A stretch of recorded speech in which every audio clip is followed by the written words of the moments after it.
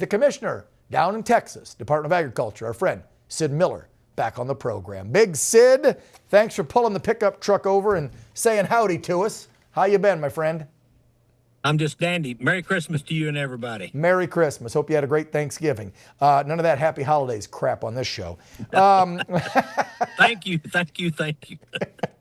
All right. So you heard that statement from Merrill. You know her, I believe. Lots of folks know her and her sisters down in Louisiana. I didn't realize what a big rice farm they had down there. I think it's second or third generation. But it sounds like this was a much needed lifeline.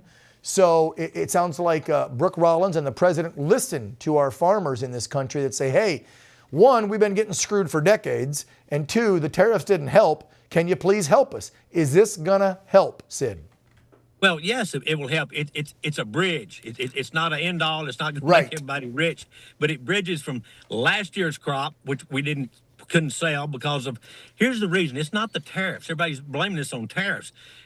4 years of Biden, we did not sign one new export agreement. We didn't find new customers. Wow. We didn't even keep our old customers. That's the problem. And we should have had this money out months ago, but no. We couldn't get it out because of the Schumer shutdown. Right. So we've finally got the government back to work. We're going to get this money out. It's not taxpayer dollars. I want to emphasize that.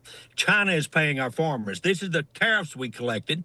It's in the tariff account. We're going to transfer it to the Commodity Credit Corporation, and we're going to get checks out to these row crop farmers. You mentioned the commodities, corn, rice, soybeans, wheat, etc. But we're not leaving the little guys out. And I don't mean that figuratively, but the specialty crop guys, that's tree nuts, that's fruit, that's vegetables, that's grapes. Those guys have never been included, but they're suffering the same problem. When thanks to Biden, we have a $50 billion trade deficit. Yeah. We are buying more food than we're selling. That's never happened in America before. That's a dangerous position to be in. Yeah, it is. When you're depending on foreign powers to feed you. Right. So we're turning that around. This is going to keep our farmers in business so they can plant. We've got the tariffs have got us new markets back open. We made great headway first with the Asian markets, the Japanese market. Now we got China back to the table. They've agreed to buy our soybeans. We're at the tipping point. We're turning over. Our farmers, thanks to Donald Trump, are going to start making some money again.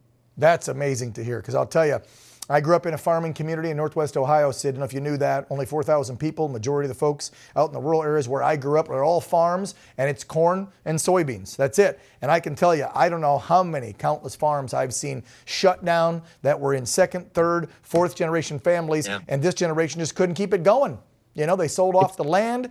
Maybe they live in the farmhouse still, but the land's all gone. It's getting developed, or it's just bare and empty. That is so sad to see in America. So I'm glad to hear that while this is only a bridge, that Trump is working on the future and making sure that we're growing everything that we need to eat right here at home. There's no reason that we're shipping this crap in from overseas. And like you said, being dependent or reliant on a foreign nation, especially one that's adversarial. Final word to you, Sid. Well, I don't care if we ever sell China anything. We need to find new markets. They hate our guts. You know, let's find new trading partners. I've made trips to India. You know, there's more people in India than there is in China. We're selling. I'm having a tough time getting them to buy any beef. They just will not buy our beef. I think there's a reason for that, but we're working on it. Yeah, keep working it, Sid. Keep working it. Yeah, they like the cow, right? They don't want to eat it. I don't know why. That's right. Sid Miller, the Texas Department of Agriculture Commissioner, as always. It's a pleasure having you on. You have a great Christmas, brother. God bless. Thank you. God bless you.